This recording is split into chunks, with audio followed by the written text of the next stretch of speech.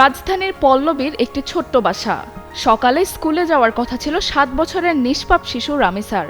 তাই তো বাসায় মেয়েকে না পেয়ে সন্তানের খোঁজে বের হন মা।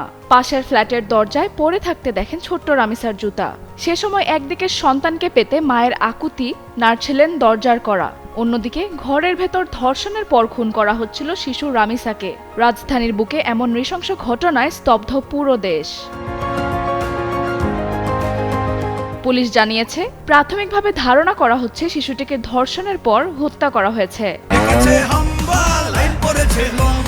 কি হয়েছে? মিনিস্টার ফ্রিজ কিনে হাম্বা জিতেছে।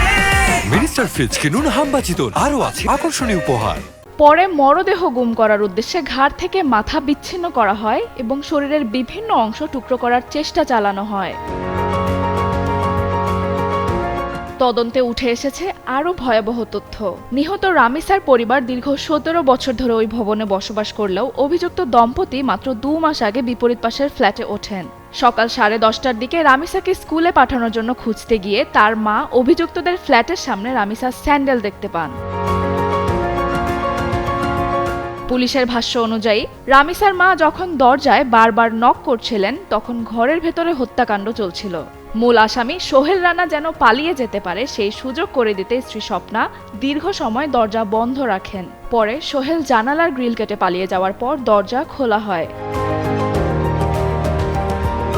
মঙ্গলবার রাতে সংবাদ সম্মেলনে ঢাকা মেট্রোপলিটন পুলিশের অতিরিক্ত কমিশনার SN নজরুল ইসলাম জানান, রিকশা মেকানিক সোহেলের বিরুদ্ধে নাটোরের সন্ত্রাস বিরোধী আইনে একটি মামলা রয়েছে এবং সে বিকৃত যৌন রুচি সম্পন্ন ব্যক্তি। পুলিশের ধারণা, বিকৃত যৌন লালসার শিকার হয়েছিল শিশু রামিসা। নির্যাতনের ঘটনা প্রকাশ হয়ে যাওয়ার ভয়েই তাকে শ্বাসরোধে হত্যা করা হয়।